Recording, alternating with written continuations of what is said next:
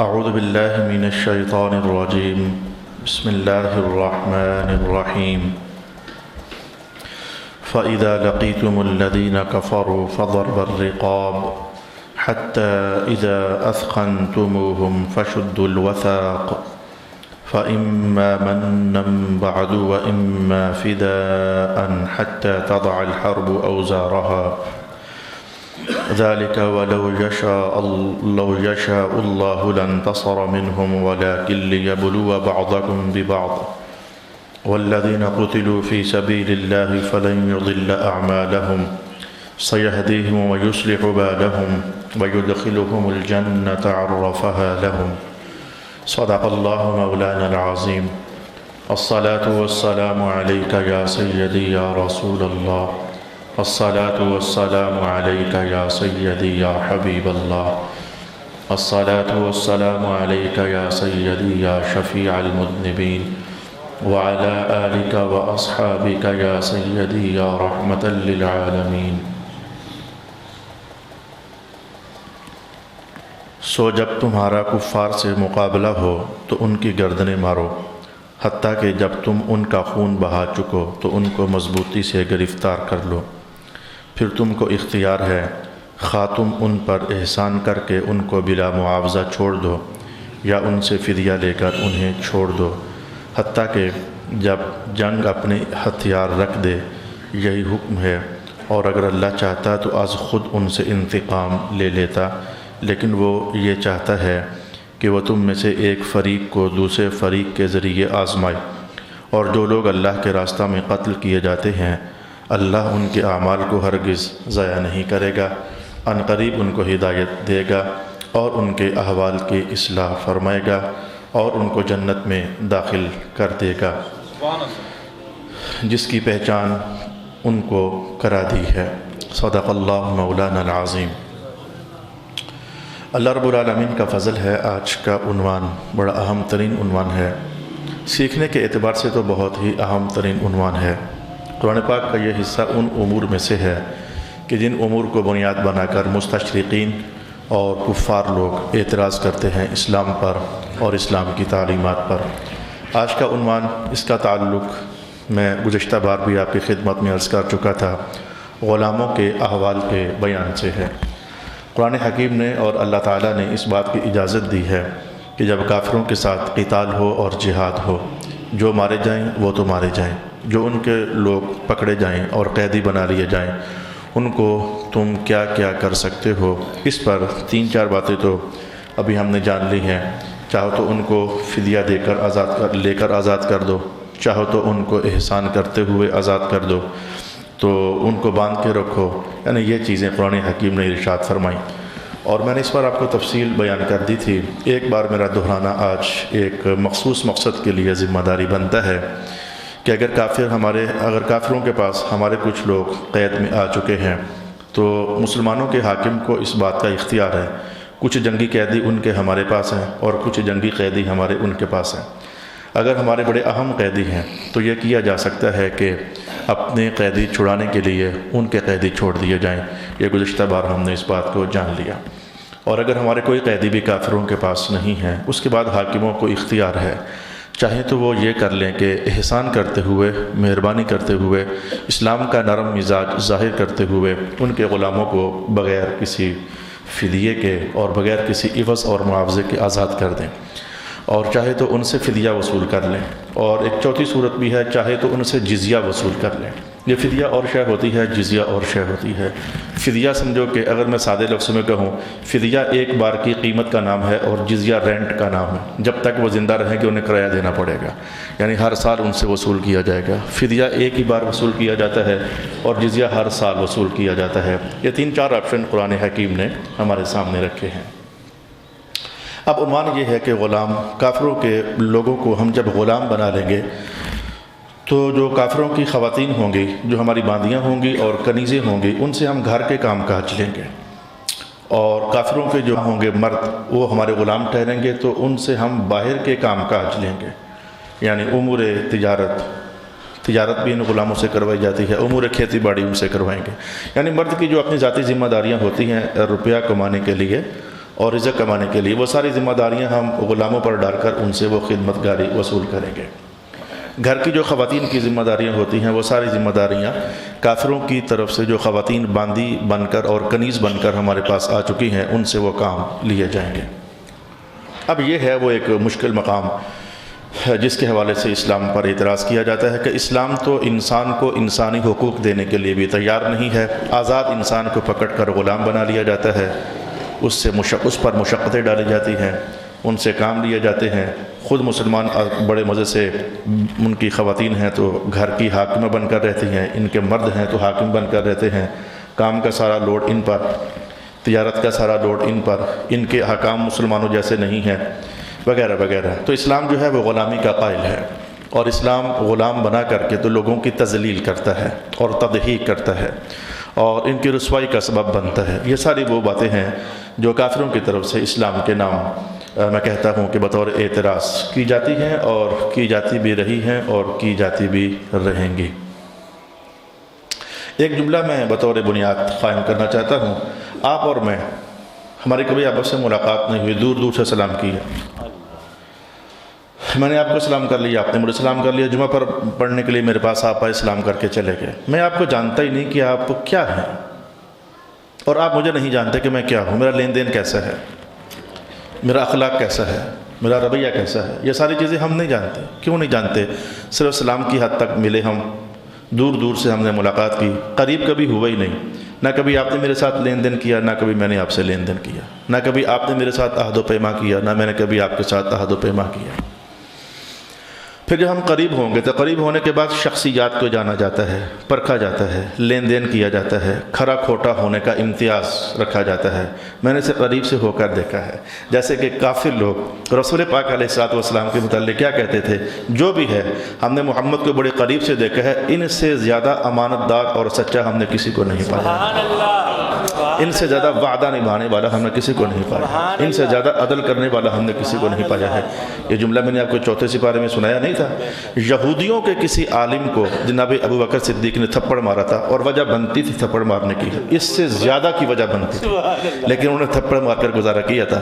تو یہودیوں کے عالم نے کیا کہا تھا؟ استعدل محمد، مجھے اس تھپڑ کے معاملے میں عدل چاہیے، اور عدل لینے کے لیے دربار محمد میں جاؤں گا۔ سمجھنا چاہیے کہ رسول پاک علیہ السلام کو قریب سے دیکھ چکے تھے، اور اس قریب سے دیکھنے کا حوالہ قرآن پاک نے کہا ہے، میں تمہارے اندر عمر کا 40 سال کا حصہ گزار چکا ہوں، کوئی عیب نظر آتا ہے مجھ کے اندر؟ یعنی یہ حوالہ قرآن پاک نے آیات کی صورت میں ارشاد فرمایا ہے۔ اب میں بات شروع کرنے جا رہا ہوں، یعنی اللہ کرے کہ جو اسلام کی حقیقت ہے وہ ساری کی ساری بیان کرنا تو بڑے عظیم لوگ ہوتے ہیں جو علماء ہوتے ہیں، لیکن میں کوشش کروں گا کہ یہ جو بہت شدید اعتراض ہے کہ اسلام جو ہے وہ غلامانہ زندگی کا قائل ہے، غلام بنا کر ذلیل اور رسوا کرتا ہے، تضحیک کرتا ہے، انسانیت کے درجے سے ان کو نیچے گرا دیتا ہے، اس سوال کا جواب ہم نے قرآن و سنت کی روشنی میں آئے دیکھنا ہے۔ رسول پاک علیہ السلام کے ذاتی اخلاق عالیہ جو تھے وہ تو تھے، میری گفتگو اب شروع ہو چکی ہے۔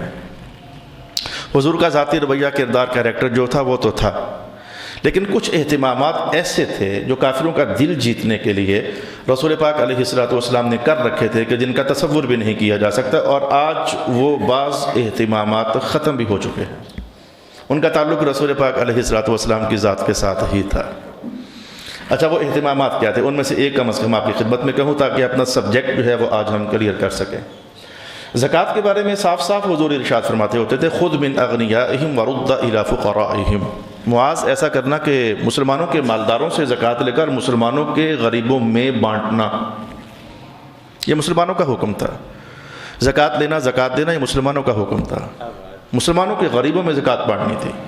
لیکن رسول پاک علیہ السلام نے اپنے دائرہ رسالت میں جو اختیارات رب کائنات نے آپ کو عطا فرمائے ہوئے تھے، ان کو اختیار کرتے ہوئے کافروں کا دل جیتنے کے لیے سرکار دو عالم علیہ السلام نے ایک نظم و ضبط قائم کر رکھا تھا، اس کا نام تھا تالیف القلب والمؤلفۃ قلوبہم۔ قرآن پاک کے الفاظ ہیں، تالیف قلب یعنی دلوں کو نرم کرنے کے لیے حضور رحمت عالم زکوٰۃ کا کچھ حصہ ان کو دے دیتے ہوتے تھے۔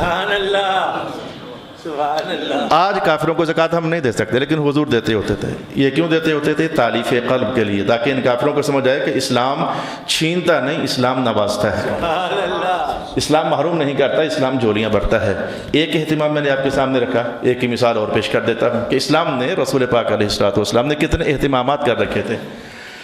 اچھا، العزت للہ ولرسولہ وللمؤمنین، قرآن حکیم کا بیان ہے. عزت ساری اللہ کی ہے، عزت ساری رسول اللہ کی ہے، اور عزت ساری ایمان والوں کی ہے. کافر عزت کے لائق نہیں. جو اللہ کی دھرتی پر رہ کر، اللہ کا کھا کر، اللہ سے سب کچھ لے کر اللہ کو نہ مانے، وہ عزت کے لائق نہیں ہے. لیکن رسول پاک علیہ الصلوۃ والسلام نے کافروں کو کچھ عزتیں بھی دی ہیں. اس کا تعلق بھی اسی فیملی کے ساتھ تھا، تالیف قلب. رسول پاک علیہ السلام کافروں کو عزت بھی دے دیتے ہوتے تھے. آپ کی نظر پاک تو خیر بہت کچھ دیکھتی تھی، بلکہ سارا کچھ دیکھتی تھی.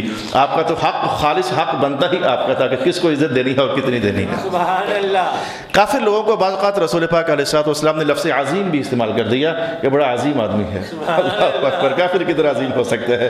یقین جان لیجیے، اگر یہ حدیث نہ ہوتی اور مجھے جیسا کوئی چھوٹا بندہ کہہ دیتا، بلکہ اس طور کا کوئی بڑا عالم بھی کسی کافر کو عظیم کہہ دیتا، تو میں کہتا ہوں کہ فتووں کا رخ ادھر ہو کر سب سے پہلے دوزخ کے اندر پہنچا کر آتے. آج کے بعض تیز قلم مفتیان کرام، میں نے اور کچھ بھی نہیں کہا، تیز قلم مفتیان کرام دوزخ کے اندر پھینک کر آتے. کافر کو عظیم کہا. میں کہتا ہوں کافر ہونا تو بڑی دور کی بات ہے. دور حاضر کے اندر جو لوگ مسلمان ہونے کا کلمہ پڑھتے ہیں، لیکن ان کے اندر کچھ کمیاں کوتاہیاں ہیں، فرقہ بندی کے اعتبار سے، مسلک کے اعتبار سے کمیاں کوتاہیاں ہیں. کوئی عالم دین کسی کو ذرا عزت دے کر دیکھ تو لے، پھر دیکھے ذرا کہ اس کا حال کیا ہوتا ہے. وہ سیدھا دوزخ میں جاتا ہے یا کہ نہیں جاتا؟ مفتیان کے قلم کی روح سے. اللہ کے ہاں جاتا ہے کہ نہیں جاتا وہ ایک دوسری بات ہے، لیکن مفتیان دوزخ میں پھینک کر آتے ہیں کہ نہیں؟ یعنی کلمہ پڑھنے کے باوجود ہلکی سی یا کم یا زیادہ جو اونچ نیچ پائی جاتی ہے، ایسے کسی بندے کو عزت دے کر دیکھو ذرا. لیکن رسول پاک علیہ الصلوۃ والسلام تو کافروں کو بھی، آپ نے بعض کافروں کو عظیم تک کہہ دیا. اللہ اکبر. دوسری بات میں نے آپ کے سامنے پیش کر دی کہ کبھی دل جیتنے کے لیے رسول پاک علیہ الصلوۃ والسلام عزت دے دیتے ہوتے تھے کافروں کو، کبھی دل جیتنے کے لیے حضور رحمت عالم مال دے دیتے ہوتے تھے ان کافروں کو. اب یہ جو غلام بنانا جو ہے، یہ بھی دل جیتنے کا ایک اہم ترین عنوان تھا، جو کہ آپ کو ایک دم سمجھ نہیں آیا ہے. ان کو غلام بناؤ، کافروں کو پکڑو، ان کو غلام بناؤ. تو غلام بنانے سے مقصد کیا ہے؟ ان کو قتل کر دینا تھا؟ ہرگز نہیں. غلامی میں رہنے دینا تھا؟ ہرگز نہیں. زندگی بھر غلام بنا کے رکھنا ہے؟ ہرگز نہیں. یا رسول اللہ، پھر مقاصد کیا ہے؟ سبحان اللہ. میرے حضور میں صدقے جاؤں، غلام بنانے میں مقاصد کیا ہے؟ بندہ ہمارا محتاج ہو کے رہ گیا. ہم دیں گے تو وہ کھائے گا، نہیں دیں گے تو نہیں کھائے گا. پہننے کو دیں گے تو پہنے گا، نہیں پہننے کو دیں گے تو نہیں پہنے گا. اسلام سے پہلے جو غلامی کا تصور تھا، وہ تو شدید ترین تھا. وہ تو سن کر روح کانپ جاتی ہے. سخت بخار کی حالت میں، سردی والا بخار، کانپ رہے ہیں جناب حضرت بلال رضی اللہ تعالیٰ عنہ، اور حضور رحمت عالم پاس سے گزرتے ہیں. کہا بہت بخار چڑھا ہوا ہے. ہاں جی چڑھا ہوا ہے. تو نہ پیس دانے. کہا مالک مارے گا. کہا نہیں مارے گا، میں پیس دیتا ہوں. سخت بخار کی حالت میں، سردی لگ رہی ہے، اور رسول پاک علیہ السلام نے دانے پیسے. اور آخر کا جو ہونا تھا وہ تو اسلام کا نور چمکا ہوا. لیکن اسلام سے پہلے جو غلامی کا تصور تھا، وہ تو شدید ترین تھا. کیا جناب بلال کے جسم میں یہ کیل نہیں گاڑے گئے، گھسیٹا نہیں گیا، باندھا نہیں گیا؟ اور غلاموں کے ساتھ جو فرعون کے زمانے میں ہوتا تھا، وہ آپ جانتے نہیں تھے؟ سارا جانتے ہیں. تو یہ غلام بنانا، یہ اصل میں کافروں کا دل جیتنے کا سب سے سنہرا موقع تھا. سبحان اللہ. کافروں کے بندوں کو جب پکڑ لیتا ہے اسلام، یعنی مجاہدین پکڑ لیتے ہیں، اس کے بعد احکام کیا جاری ہوتے ہیں. یعنی حضور چاہتے یہ تھے کہ ذرا یہ ابھی تک انہوں نے دور دور سے نام محمد سنا ہے، ذرا اسلام والوں سے قریب ہو کر دیکھیں کہ اسلام غلاموں کے کتنے میٹھے احکام بیان کرتا ہے. جب یہ قریب ہو کر اسلام کی تعلیمات بھی سنیں اور اپنے عنوانات بھی سنیں، انہیں سمجھ آئے کہ اسلام چھوڑنے کے لائق دین نہیں ہے، اسلام تو سینے سے لگانے سے لائق دین ہے. یہ سمجھو کہ حضور رحمت عالم کے اہتمامات رحمت میں سے تھا غلام بنانا. یہ ظلم نہیں تھا، یہ زیادتی نہیں تھی. قرآن کریم میں جب یہ ٹائٹل قائم کرنے کے بعد آیات بینات میں جاؤں گا تو آپ کو محسوس ہونا شروع ہو جائے گا. اور جب نشست ختم ہوگی تو حسب حال، حسب ظرف آپ یقین کم یا زیادہ لے کر اٹھو گے کہ یہ واقعی جو غلامی کا نظام ہے اسلام کے اندر، وہ کافروں کی تذلیل اور تدعیق کے لیے، انسانی سطح سے نیچے گرانے کے لیے نہیں تھا، بلکہ انہیں کچھ اپنا اخلاق دکھا کر انسانیت کے عروج پر پہنچانے کا اہتمام. یہ چیز آج آپ نے لے کر جانی ہے. چلو شکر ہے کہ آپ کا کسی کے ساتھ آج تک مناظرہ نہیں ہوا. چلو میں مانتا ہوں کہ آپ مفتی نہیں ہو, عالم نہیں ہو, لیکن اپنے قرآن کی تعلیمات کو سنجیدگی سے جان لینا. آپ سے کتنے کالج کے نوجوان ہو, کتنے ہاسٹل میں رہنے والے ہو, کتنے دفتروں میں آنے جانے والے ہو, وہاں تو کچھ نہ کچھ آپ کا پالا پڑتا رہتا ہے نا. اعتراضات تو ہوتے رہتے ہیں, لیکن کم از کم غلامی کا نظام جو ہے یہ ذلت کا عنوان ہے یا عزت کا عنوان ہے؟ میں کہتا ہوں یہ عزت کا عنوان ہے. سبحان اللہ, سبحان اللہ. اور یہی چیز آج ہم نے انشاءاللہ العزیز اپنے وقت میں رہتے ہوئے سمجھنے کا اہتمام کرنا ہے. قرآن حکیم پڑھنے جا رہا ہوں آپ کے سامنے کہ غلام بنا کے رکھنا یہ اصل میں انسان کو انسانیت سکھانے کا سنہری موقع ہے. رب کائنات نے ارشاد فرمایا وَبِالْوَالِدَيْنِ إِحْسَانًا, والدین سے حسن سلوک کرنا ہے جی رب العالمین. وَبِذِي الْقُرْبَى, رشتہ داروں کے ساتھ بھی حسن سلوک کرنا ہے جی رب العالمین. وَالْيَتَامَى, یتیموں کے ساتھ بھی حسن سلوک کرنا ہے جی انشاءاللہ میرے اللہ کریم. وَالْمَسَاكِينَ, مسکینوں کے ساتھ بھی حسن سلوک کرنا ہے. وَالْجَارِ ذِي الْقُرْبَى, رشتہ دار بھی ہو اور پڑوسی بھی ہو, ڈبل حق بن گیا, ان سے بھی حسن سلوک کرنا ہے. وَالْجَارِ الْجُنُبِ, پڑوسی بھی ہے اور پہلو کا پڑوسی بھی ہے یعنی بیوی, اس کے ساتھ بھی حسن سلوک کرنا ہے. وَالصَّاحِبِ بِالْجَنْبِ, اور صاحب جنب جو ہے یہ بھی پڑوسی کی 3 قسمیں ہیں, ان کی طرف اشارہ ہوا. وَابْنِ السَّبِيلِ, اسلام کہتا ہے مسافروں کے ساتھ بھی حسن سلوک کرنا ہے. حتیٰ کہ مسافر گھر میں اربوں پتی ہو, حالت سفر میں اس کا بٹوا گم ہو گیا, پیسے گم ہو گئے, پجاروں اور پراڈوں پر بیٹھ کر آئے اور آ کر کہے جی اس وقت میں خالی ہوں اور پیٹرول بھی نہیں ہے, کچھ دے دو, اس کو زکوٰۃ دینے کا بھی اجازت دے دی گئی. مسافروں کے ساتھ حسن سلوک کرنے کی ایک جھلک میں نے آپ کے سامنے کہی. اچھا, اس آیت میں جو آخری جماعت ہے جس کے ساتھ حسن سلوک کرنے کی بات ہوئی وہ کیا ہے؟ مولا کائنات نے کہا وَمَا مَلَكَتْ أَيْمَانُكُمْ, تمہارا رب تمہیں کہتا ہے جو تمہارے غلام بن گئے ہیں ان سے رب کا حکم ہے کہ حسن سلوک کرنا ہے. یہ حسن سلوک کرنا ماں باپ کے ساتھ جوڑا اسی لڑی میں, اسی آیت میں ماں باپ سے حسن سلوک, رشتہ داروں سے حسن سلوک, قریبیوں سے حسن سلوک, پڑوسیوں سے حسن سلوک, اور کرتے کرتے یعنی اپنے غلاموں کے ساتھ بھی حسن سلوک. یہ سمجھ آنا شروع ہو نہیں رہی ہے کہ اسلام غلاموں کو ذلیل کرنے کے لیے غلام نہیں بنا رہا, ان سے حسن سلوک کرنے کے لیے تاکہ ان کو سمجھ آئے کہ محمد کا دین ہے کیا, سبحان اللہ, حضور کا اسلام ہے کیا. ان کو احساس بتانے کے لیے کہ ما ملکت ایمانکم, جو تمہارے غلام ہیں تم نے ان کے ساتھ ہی حسن سلوک کرنا ہے. میں نے قرآن پاک کی الفاظ آپ کی خدمت میں بیان کر دی ہے. جو آج ہم نے پھر آیت پڑھی ہے اس میں رب کائنات نے کیا کہا؟ اگر کافر ہے تو کیا صرف قتل کر دینا ہے یا صرف غلام بنا کے رکھنا ہے؟ نہیں, ذرا غور و فکر کر لیجئے. اسی مقصد کی وضاحت کے لیے آج میں نے یہ آیت پھر پڑھی ہے. چاہو تو قتل کر دو, چاہو تو غلام بنا لو, چاہو تو فدیہ لے کر چھوڑ دو, اور چوتھا جملہ کیا ہے؟ وَإِمَّا مَنَّمْ, اور چاہو تو ان کو ویسے ہی چھوڑ دو. یہ ویسے ہی چھوڑ دو کیا ہے؟ قریب کر کے, غلام بنا کر, پھر ایک دم سے کہنا جا تجھے آزاد کیا. میں کہتا ہوں کہ پتاؤں کے دل نرم ہوتا نظر آتا ہے کہ ہماروں نے تو ان کے غلاموں کو آزاد نہیں کیا اور یہ ہماروں کو آزاد کر رہے ہیں. میں اگر صلح حدیبیہ کا واقعہ یاد آتا ہے تھوڑا سا, تو کافروں کی طرف سے یہ ایک شرط تھی کہ نہیں کہ اگر ہمارا کوئی بندہ مسلمان ہو کر آپ کے پاس آیا واپس کرنا پڑے گا, اگر آپ کا کوئی بندہ مرتد ہو کر چھوڑ کر اسلام ہمارے پاس آ گیا ہم واپس نہیں کریں گے. اگر صلح حدیبیہ یاد آتی ہے تو یہ شرط سن کر جناب عمر کی سیدھا ہی تلوار پر ہاتھ نہیں چلا گیا. ایسی تیسی تمہارا ہم واپس کریں اور ہمارا تم واپس نہ کرو. لیکن حضور جانتے تھے میرا ایسا ہے ہی کون سا جو مجھے چھوڑ کر جائے. حضور نے کہا قبول ہے. اللہ اکبر. میرے حضور کی شانیں اپنی ہے, ان کی نظر اپنی ہے, ان کی فکر اپنی ہے. حضور نے کہا سائن کر دو, میں جانتا ہوں کہ میرا کوئی ایسا ہو میرا اور مجھے چھوڑ کر چلا جائے, یہ ہو ہی نہیں سکتا ہے. کہا لکھو سائن کر دو. لیکن جملہ جو میں نے نکالنا تھا کہ جب وہ کہیں کہ ہم نہیں چھوڑیں گے, اگر تمہارا کوئی ہمارے پاس آتا ہے اور اس کے مقابلے میں قرآن کہے فَإِمَّا مَنًّا بَعْدُ, اگر ان کا کوئی آتا تم چھوڑ دینا. اب بتاؤ, غلام بنانے کے بعد چھوڑ دینا, یہ دل نرم ہوا ہے اسلام کے لیے اور احادیہ اسلام کے لیے, یا دل سخت ہوا ہے؟ میں نے یہ حوالہ اس لیے آج آیت کہ میں نے دوبارہ پڑھا ہے. تحمل سے سمجھنا ہے, ہم نے کون سی کوئی تقریریں کرنی ہے کہ وہ بھائی تقریروں کا سٹائل اور ہوتا ہے. ہم نے قرآن پاک سمجھنا ہے اور قریب سے سمجھنا ہے انشاءاللہ العزیز. یہ میں نے دوسرا حوالہ آپ کے سامنے رکھا کہ غلامی کا نظام جو ہے یہ لوگوں کو انسانیت سکھا کر حضور کے قدموں میں بٹھانے کے لیے تھا, ان کو ذلیل اور رسوا کرنے کے لیے نہیں تھا. صلی اللہ علی حبیبہ محمد وعلی آلہ واصحابہ اجمعین. اب میں آپ کے سامنے کی جھلک پیش کرنا چاہتا ہوں. قرآن پاک میں اور حدیث پاک میں 4 مختلف غلطیاں ہیں کہ جن میں کفارہ ادا کرنے کا حکم ارشاد فرمایا گیا. اگر کوئی قسم توڑ دے تو کفارہ ادا کیا جائے گا. اور اگر کوئی زہار کر لے، زہار میں نے کبھی بتایا ہوا ہے کہ زہار کیا ہوتا ہے، اسے کفارہ ادا کرنا پڑے گا۔ اگر کوئی قتل خطا کر دے اسے کفارہ ادا کرنا پڑے گا، اور اگر کوئی روزہ رکھے اور پھر آمدن توڑ دے اسے کفارہ ادا کرنا پڑے گا۔ میں ذرا ان کفاروں کی نوعیت آپ کے سامنے لانا چاہتا ہوں۔ مولا کائنات نے کفارے کے اندر کچھ چیزیں ہیں جو فری کھاتے والی ہیں وہ رکھی ہوئی ہیں، یعنی جب کچھ نہ ملے تو 3 روزے رکھ لینا، جب کچھ نہ ملے تو 60 روزے رکھ لینا، یعنی کچھ چیزیں فری کھاتے والی ہیں، لیکن فری کھاتے والی چیزوں کو سب سے آخر میں بیان کیا ہے۔ ذرا پہلے جو کلمات ہیں وہ کیا ہیں؟ مولا کائنات نے ارشاد فرمایا فَكَفَّارَتُهُ إِطْعَامُ 10 مَسَاكِينَ مِنْ أَوْسَطِ مَا تُطْعِمُونَ أَهْلِيكُمْ أَوْ كِسْوَتُهُمْ أَوْ تَحْرِيرُ رَقَبَةٍ۔ قسم ٹوٹی ہے، صرف قسم ہی ٹوٹی ہے، لیکن مولا کائنات نے کہا ایسا کرو کہ جن کو غلام بنا کے رکھا ہوئے نا تو کفارہ یہ ہے کہ ان میں سے ایک غلام آزاد کر دو۔ سبحان اللہ۔ قسم اس کی ٹوٹی، سزا اس کو ملنی چاہیے، اور سزا کے طور پر غلام آزاد کیا جا رہا ہے۔ یہ حسن اخلاق کا ایک اور مظاہرہ ہے۔ سبحان اللہ، سبحان اللہ۔ ورنہ اس کو آزاد قیدی بنایا ہی کیوں تھا؟ اگر اس کو آزاد ہی کروانا تھا، کہا نہیں، اسلام یہ نہیں چاہتا کہ کوئی بندہ زندگی بھر غلام بن کے رہے۔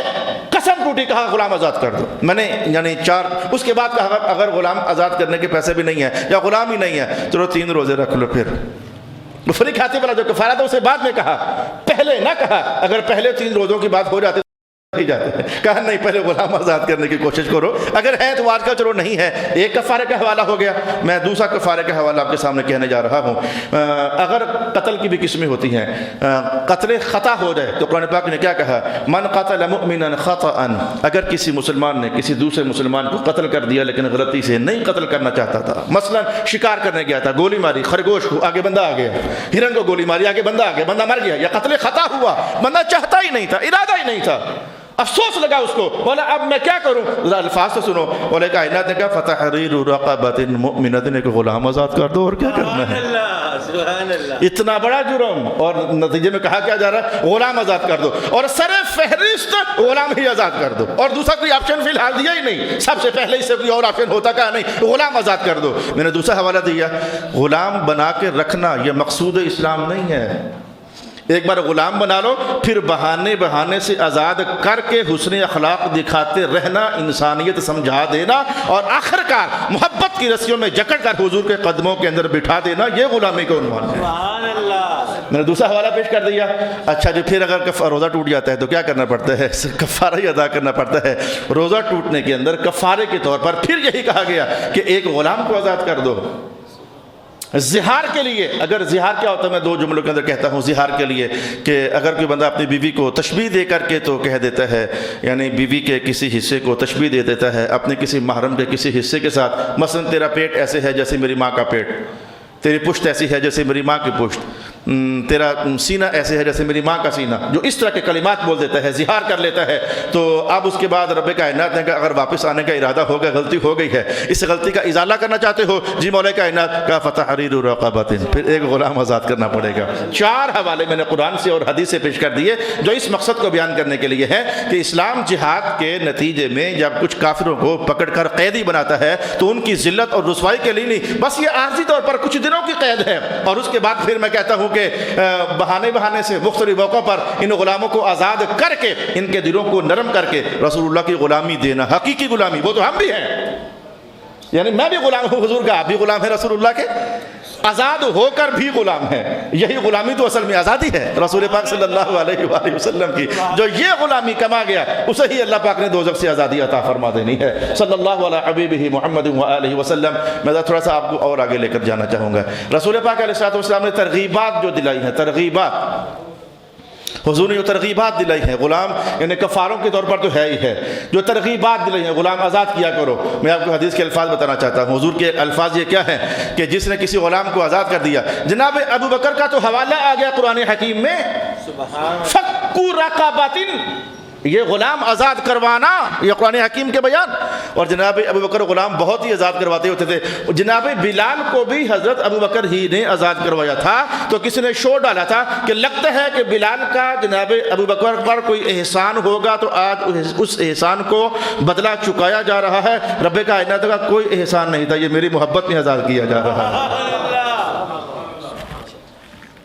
یہ میری محبت میں آزاد کیا. نص قطعی نازل ہو گئی اس پر, کوئی بلال کا احسان نہیں تھا جناب حضرت ابوبکر صدیق پر, اور خریدا بھی مہنگا ترین غلام آزاد کیا, حالانکہ قیمت اتنی بنتی نہیں تھی جتنی قیمت دے کر جناب ابوبکر نے آزاد کروایا. اچھا, حضور کی ترغیبات رسول پاک علیہ الصلوۃ والسلام ارشاد فرمایا کرتے تھے کہ جو کسی غلام کو آزاد کرتا ہے, غلام جب سارے کا سارا جو آزاد ہو گیا, کہا اس نے غلام کا سر آزاد کیا, اللہ نے اس کا سر دوزخ سے آزاد کیا. اس نے غلام کی باہیں آزاد کی, اللہ نے اس کی باہیں دوزخ سے آزاد کر دی. اس نے غلام کا دھڑ آزاد کیا, اللہ نے اس کا دھڑ دوزخ سے آزاد کر دیا. اس نے غلام کی ٹانگیں آزاد کر دی, اللہ نے اس کی ٹانگیں دوزخ سے آزاد کر دی. حالانکہ بات تو یہی تھی کہ وہ سارا آزاد, یہ بھی سارا آزاد, لیکن حضور بات کو کھول کر لفظوں کو پکڑ کر سمجھا رہے ہیں کہ غلام آزاد کرنے والی شے ہوتی ہے, یہ زندگی بھر غلام بنا کر رکھنے والی شے نہیں ہوتی ہے. میں کہتا ہوں کہ آپ مجھے بتاؤ کہ اس حدیث کا آپ کیا معنی نکالو گے؟ رسول اکرم علیہ الصلوۃ والسلام نے ارشاد فرمایا کہ جو کبھی کسی غلام کو مارے, غصہ چڑھ جاتا ہے, اپنے بچوں پر غصہ آ جاتا ہے یار, غلام تو باہر کی شے ہوتی ہے, اپنے بچوں پر غصہ آتا ہے, باپ اپنے بچوں کو مار دیتا ہے. لیکن حضور نے کیا فرمایا کہ جو کسی غلام کو مارے تو میری طرف سے حکم یہ ہے کہ اس کا کفارہ ادا کرے. حضور کفارہ کیا ہے؟ میں جس کو مارا ہے اس کو آزاد کر دوں. یہ سمجھ آتی نہیں ہے کہ یہ موقع لحظہ یہ غلاموں کو آزاد کرو, حسن اخلاق دکھاؤ. پھر میں کہتا ہوں کہ اس جملے کا آپ کیا معنی نکالو گے؟ رسول اکرم علیہ الصلوۃ والسلام نے ارشاد فرمایا کہ جو غلام ہے تمہارے, یہ تمہارے بھائی ہیں. یہ حدیث کے الفاظ میں آپ کے سامنے پڑھنے جا رہا ہوں. یہ جو تمہارے غلام ہیں یہ تمہارے بھائی ہیں, لہذا ان سے بھائیوں والا حسن سلوک کرو. یا رسول اللہ, ہم وہ بھائیوں والا حسن سلوک کیا کریں؟ حدیث کے الفاظ سنیں. رسول اکرم علیہ الصلوۃ والسلام ارشاد فرماتے ہیں کہ یہ اللہ کے حکم کی وجہ سے تمہارے ماتحت ہو گئے ہیں, ان سے بھائیوں والا حسن سلوک کرو. جی یا رسول اللہ, کون سا حسن سلوک کریں؟ میں جو چیز خود کھاتی ہو وہی انہیں کھلاؤ. یہ ذلت کی جا رہی ہے یا رسوائی کی جا رہی ہے یا عزت و احترام دیا جا رہا ہے؟ اگلا جملہ, جو کپڑے خود پہنتے ہو وہی ان کو پہناؤ. یہ غلاموں کو عزت دی جا رہی ہے یا ان کو ذلت دی جا رہی ہے؟ اور کام تو بندے نے خود بھی کرنا ہی ہوتے ہیں. کیا بندہ اگر اپنے کام خود کرے تو کیا یہ ذلیل ہو رہا ہے؟ کام کرنا ذلت نہیں ہوتی. کام بھلے اپنا بھلے کسی اور کا کام کرنا, یہ کام تو انسان کی زندگی کا حصہ ہے. کہا کہ ان کو خود جو پہنتے ہو وہی پہناؤ, جو خود کھاتے ہو وہی ان کے کھلاؤ. اور اگلا جملہ کیا ہے؟ جو کام ان کی قوت میں نہ آتا ہو وہ کام ان کو نہ بتایا کرو. اور اگر کبھی تم نے کوئی کام ان کو بتا دیا جو ان کی قوت سے بڑھ کر ہے تو حضور فرماتے چلو پھر خود بھی ساتھ لوگو. اللہ اکبر, خود بھی ساتھ لوگو تاکہ ان کو لگے کہ بھائی نہیں ہمارے ساتھ کوئی ہے, خود اپنے ساتھ لوگو. لا الہ الا اللہ محمد الرسول اللہ. یہ مجھے کیا الفاظ یاد آ گئے ہیں. جناب فضہ, جناب سیدہ زہرا کی باندھی ہے, امام حسن پاک کی جھولی میں ہے, چکی پیس رہی ہے. اور جناب فضہ جب سے گھر میں تھے جناب زہرا کے, تو باری لگی ہوئی تھی, ایک دن کام آپ کرو گی ایک دن میں کروں گی, ایک دن آپ کام آپ کرو گی ایک دن میں کام کروں گی. این چکی پیستے ہوئے رسول اللہ تشریف لے آئے. تو حضور پاک علیہ الصلوۃ والسلام نے کہا فضہ کو کہہ دو, بچہ بھی سنبھالا ہوا ہے, چکی بھی پیس رہی ہو, فضہ کو کہہ دو یا رسول اللہ آج باری میری ہے اس کی باری نہیں ہے. یہ کیا ہے؟ حضور باری آج میری ہے, باری ان کی نہیں ہے. یہ غلاموں کو رسوا کیا جا رہا ہے, یہ غلاموں کو حسن اخلاق دکھا کر کے حضور سے قریب کیا جا رہا ہے. اس سے بڑی مثال کیا ہو سکتی ہے کہ رسول پاک علیہ الصلوۃ والسلام فرمائے کہ ایک بار میں اونٹ پر چڑھوں گا, ایک بار تم چڑھنا. یا رسول اللہ نہیں, کہا تم مجھ سے زیادہ طاقتور ہو, باری ہوگی اونٹوں پر چڑھنے کی. بھلے غلام ہو تو اس میں کیا ہوا, باری ہوگی اونٹوں پر چڑھنے کی. میں اگلی حدیث کے الفاظ بتاتا ہوں کہ اسلام نے کہا کہ غلاموں کے حوالے سے جو خود کھاتے ہو ان کو کھلاؤ, جو خود پہنتے ہو ان کو پہناؤ, اور جس کام کی ان کو طاقت نہیں ہوتی وہ کام ان کو نہ سونپا کرو, اور اگر سونپ دیا ہے تو پھر ان کے ساتھ ہیلپ کیا کرو. پھر رسول پاک علیہ الصلوۃ والسلام کا یہ جملہ کہ غلاموں کو عزت دیا کرو اور ان کو توقیر دیا کرو اور ان کو احترام دیا کرو. یہ ذلت دی جا رہی ہے یا کہ عزت اور توقیر دی جا رہی ہے؟ ہوا یہ تھا کہ ایک صحابی نے اپنے غلام کو کچھ مارا تھا, تو رسول اللہ علیہ الصلوۃ والسلام پیچھے کھڑے تھے, ان کو خبر نہ ہو سکے کہ حضور تشریف لا چکے ہیں. آپ نے یہ جملہ فرمایا تھا کہ ہاں کوئی آپ سے جیسے اس سے بڑے آپ ہو تو اس سے حساب لے رہے ہو نا, اس نے کوئی غلطی کی ہوگی تو آپ سے بڑا بھی کوئی ہے وہ بھی آپ سے حساب لے سکتا ہے. ان کا یا رسول اللہ اچھا اس بات کا بھی مجھ سے حساب ہو سکتا ہے؟ حضور پھر آپ گواہ بن جائیں, میں آپ کے ہوتے ہوئے اس کو آزاد کر دیتا ہوں. اس دن حضور پاک علیہ الصلوۃ والسلام نے فرمایا تھا کہ اگر کسی غلام کو مارو تو پھر تمہیں حکم ہے کہ تم اس کو آزاد کر دو. او کما قال رسول اللہ صلی اللہ علیہ وآلہ وسلم. مجھے ایک صاحب کہنے لگے کہ ہمارے میں یہ واقعہ سچا واقعہ ہے، ہمارے فلانے فوت ہوئے ہیں تو ماشاءاللہ بڑے نیک تھے، میں نے کہا کوئی نیکی سناؤ، ان کی فوت ہو گئے تو نیکی سناؤ۔ کہنے لگے وہ 2-3 دن پہلے ہی ان کو کچھ ایسا محسوس ہونے لگ گیا تھا کہ جیسے نا اب میں مرنے والا ہوں، تو انہوں نے کہا کاغذ پینسل لے کر آؤ، کاغذ پینسل لے کر آیا گیا۔ یہ گجر خان کا سچا واقعہ ہے۔ تو انہوں نے کہا جی میں نے فلانے کے اتنے پیسے دینے ہیں، فلانے سے اتنے لینے ہیں، فلانے میرے یہ پیسے ادھر خرچ، انہوں نے ساری وصیت کر دی جی اپنی، انہوں نے ساری اپنی وصیت کرنا کیا لین دین کرنا تاکہ میرے موڈے ہلکے ہو جائیں۔ میں نے کہا بات تو واقعی بڑی عمدگی والی بات ہے، بڑی عمدگی والی بات ہے کہ وصیت کر کے مرنا کہ میں نے کیا لینا ہے کیا دینا ہے۔ میں نے کہا نیک سے نیک بندہ بھی ہو تو وہ فوت ہوتے وقت کیا وصیت کرتا ہے، کیا لینا ہے کیا دینا ہے۔ رسول اللہ صلی اللہ علیہ وسلم جب اس دنیا سے تشریف لے کر جا رہے ہیں، آخری کلمات میں سنانا چاہتا ہوں آپ کو، سبحان اللہ سبحان اللہ، آخری کلمات سنانا چاہتا ہوں۔ ایک تو حضور یہ فرما رہے تھے کہ نماز کا خیال رکھنا، سبحان اللہ، دوسرا حضور یہ فرما رہے تھے کہ اپنی بیویوں کا خیال رکھنا، اور تیسرا رسول پاک علیہ السلام یہ فرما رہے تھے اپنے غلاموں کا خیال رکھنا۔ سبحان اللہ۔ آج میرا خیال یہ ہے کہ میں نے آپ کو جو پکڑ کر کے تو اس عنوان پر اسپیشل نشست لگانا چاہیے۔ قرآن پاک کے اس مقام سے ہم گزر رہے تھے، غلاموں کے حوالے سے قرآن پاک کی تعلیم، حدیث پاک میں رسول پاک صلی اللہ علیہ وآلہ وسلم نے جو کچھ ارشاد فرمایا، اس کا میں نے ایک یہ مختصر آدھے گھنٹے کے حوالے سے میں کتنا کو نصاب تیار کر کے لاتا، ورنہ بھی میں نے وہ ساری حدیثیں آپ سے کہی نہیں ہیں جو غلاموں کے بارے میں رسول اکرم علیہ السلام نے ارشاد فرمائی ہوئی ہیں۔ تو تالیف قلب کی طرح وضو جیسے کہ زکوٰۃ دے کر لوگوں کو اپنے قریب کرتے تھے، کافروں کو عزت مندانہ الفاظ کہہ کر کے تو کافروں کو اپنے قریب کرتے تھے رسول پاک علیہ السلام۔ ایسے ہی غلامی کا جو نظام ہے یہ اصل میں ان کو قریب کر کے تو یہ احساس دلانے والی بات ہے کہ کن سے لڑنے آئے ہوئے ہو، رسول اللہ اور ان کے غلاموں سے لڑنے آئے ہوئے ہو۔ یہ وہ لوگ نہیں ہیں جن سے لڑا جائے، یہ وہ لوگ ہیں کہ جن کی دعوت کو قبول کیا جائے۔ یہ غلامی تو اصل میں اسلام کی سچی اور حقیقی تصویر دکھانے کا ایک حسین ترین موقع تھا جو رب کائنات نے قرآن حکیم میں نازل فرمایا۔ میں جاتے جاتے جملہ بولنے لگا ہوں، اچھے انداز ہی میں سمجھنا، اچھے انداز ہی میں کہنے لگا ہوں، کوئی بندہ کسی بیگانی عورت کو اپنی بیوی جیسی عزت دے سکتا ہے؟ جملہ ہے، کوئی بندہ اپنی بیگانی عورت کو اپنی بیوی جیسی عزت دے سکتا ہے؟ لیکن 5واں سپارہ رب کائنات تو یہاں تک بھی ارشاد فرما دیا ہے، اگر کافروں کی کوئی عورت تمہارے پاس باندی یعنی غلام بن کر آ گئی ہے تو تم ان کے ساتھ بستر میں اکٹھے بھی ہو سکتے ہو۔ اس قدر زیادہ احترام، اس قدر زیادہ عزت کہ ان کے ساتھ تم بستر میں اکٹھے بھی ہو سکتے ہو۔ یہ 5ویں سپارے کی پہلی آیت کا بیان ہے۔ لہذا مجھے اب کم از کم یہ امید ہے کہ آپ جب یہاں سے اٹھو گے تو غلام اگر جہاد شروع ہو جائے، کافر لوگ پکڑے جائیں، غلام بنا دیے جائیں، ان کی عورتیں پکڑی جائیں، باندیاں بنا دی جائیں، تو اگر کوئی کافر آپ پر اعتراض کر دے کہ یہ باندی کا نظام، یہ غلام کا نظام، یہ تو ظلم ہے، یہ تو رسوائی ہے، یہ تو ذلت ہے، کوئی ظلم نہیں ہے، کوئی رسوائی نہیں ہے، کوئی ذلت نہیں ہے، بہانے سے آزاد کرنے کے عنوان قرآن قائم کرتا ہے، حسن اخلاق دکھانے کے عنوان قرآن قائم کرتا ہے، اور قرآن تو یہاں تک کہہ رہا کہ یہ تمہارے بھائی ہیں۔ میں کہتا ہوں حالانکہ وہ کافر بھی تھے تو پھر بھی کہا تمہارے بھائی ہیں۔ سبحان اللہ، یہ بڑا مشکل جملہ ہے اس موقع پر کہ غلام کافر ان کے بارے میں یہ تمہارے بھائی ہیں، اللہ کا ایک حکم ہے جس نے ان کو تمہارے ماتحت کر دیا ہے، لیکن ان کے ساتھ ذلت مندانہ سلوک نہیں، یہاں تک کہ اگر یہ کام بھی کر رہے ہو تو تم نے ساتھ مل جانا ہے۔ یا رسول اللہ کوئی اس کا بہترین نمونہ کہا کہ میری بیٹی زہرا اپنی باری میں اپنا کام خود کر سکتی ہے، سمجھانے چاہیے، اگر وہ خود اپنا کام خود کر سکتی ہیں کیونکہ باری اپنی ہے، تو میں کہتا ہوں کہ پھر ہمیں بھی اس بات کا احساس، اللہ تعالیٰ میرا اور آپ کا حامی و ناصر و آخر دعوانا الحمدللہ۔